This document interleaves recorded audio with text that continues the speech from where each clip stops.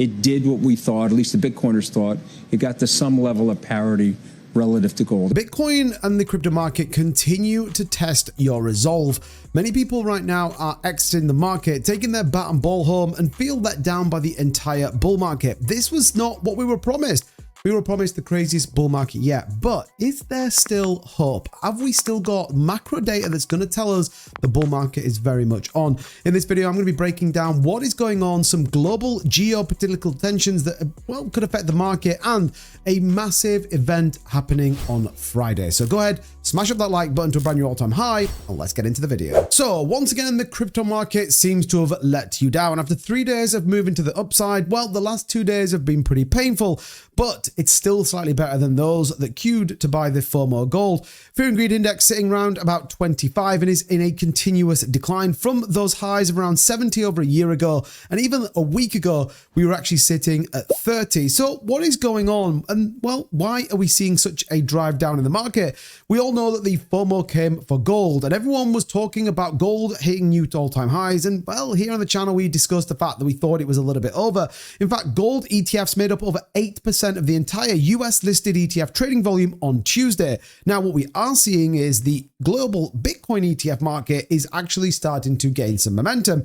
Over the last few days, we actually saw some inflows coming in, and specifically yesterday, BlackRock once again buying nearly 2,000 Bitcoin, including ARK21 doubling down nearly 3,000 Bitcoin heading into that. But there is some nervousness in the markets, and while Trump continues to battle on with the China deal, there are some things to note. China's consumer confidence is actually being the worst it's been now for 30 years. The fact is that this could give leverage to Trump, and I think Trump knows this.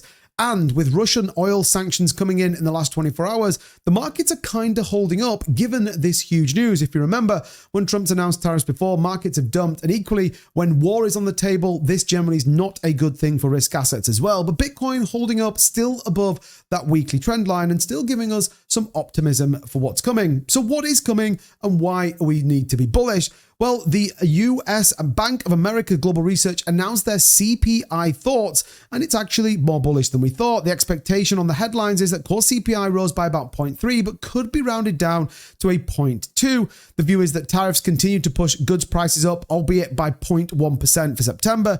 There are, however, moderations from a trailing 3-month average. We expect that due to the decline in used car prices, excluding used cars, core goods price is likely rising by about 0.2, which will be in line with expectation. Non-housing services inflation to moderate slightly, and core PCE is likely to remain stuck.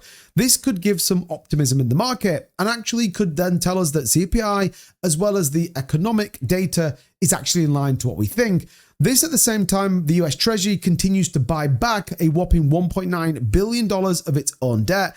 We know this is coming back from many other countries, such as China, as they continue to try and dump this market to, well, fuel the trade war with Donald Trump.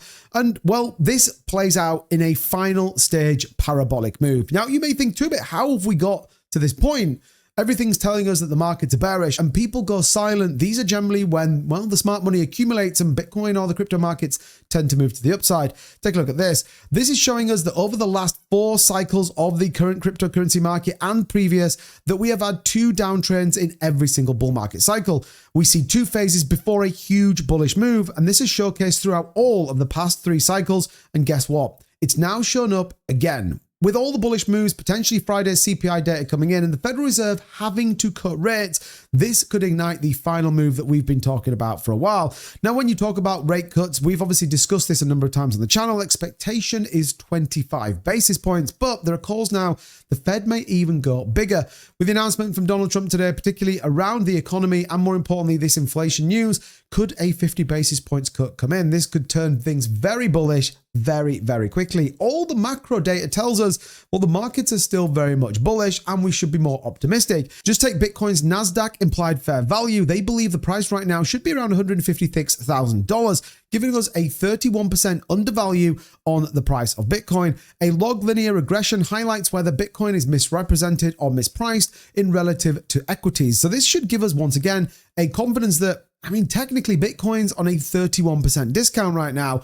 And when you look at spot futures volume market traders are returning after Friday's massive event. This could be bullish as it always begins the same way. Spots begin to accumulate, people buy the dips, and then all of a sudden traders take the bull by the horns, literally driving prices potentially up to a new time high. You can see this on the charts. Whenever the orange lines spike in terms of trade volume, it is followed very sharply by the rise in the Bitcoin price.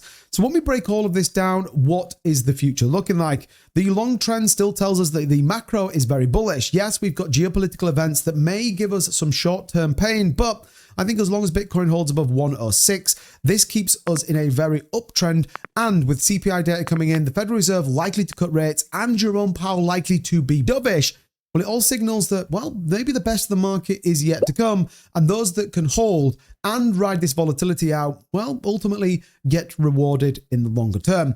Let me know what you think of all of this in the comments down below. And again, if you enjoy this type of content, smash that subscribe button, because every day we're keeping you dialed into this market and letting you know exactly what's going on. Till next time, thanks for watching, and I'll see you soon. Bye-bye.